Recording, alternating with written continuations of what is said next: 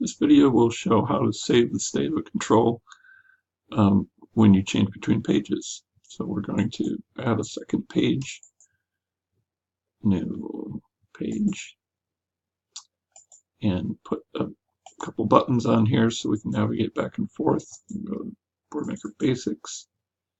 We'll go to page 1 and put a next page button. Oops, just drag it out. It's easier. And then on page 2, we'll put a previous page button.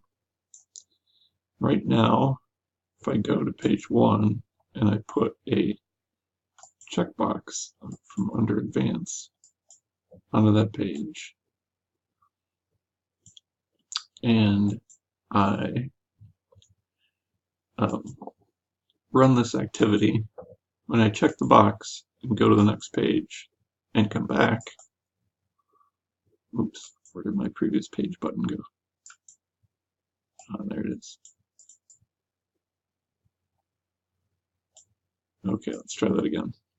Play, check the box, go to the next page, go to the previous page, it's unchecked.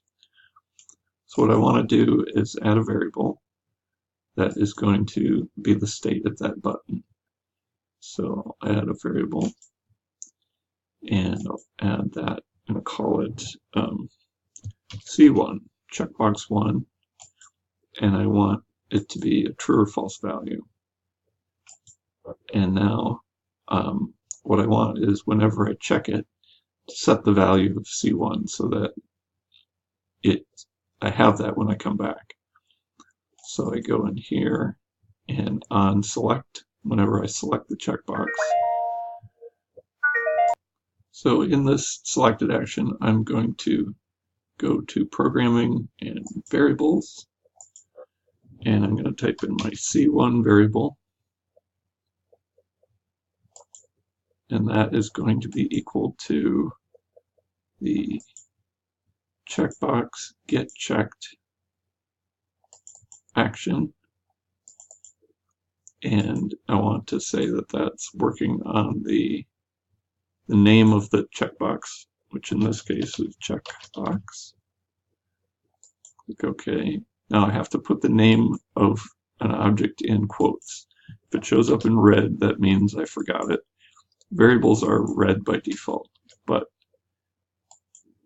everything else needs to be green.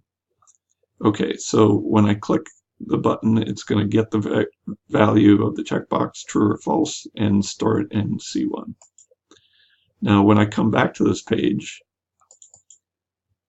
if I look at the actions for a page, I can have page open, page close. I'm going to use page open, and I had already put this in the set checked checkbox, and then the variable here is C1. Okay, and now when I save that, now when I play, check the box, come back, it's checked, uncheck the box. There it is. Now, to take this one step further, if you want the checkbox to stay that way after you leave the activity, you can go back into the variable editor and you can go under Advanced, and you can change the type from normal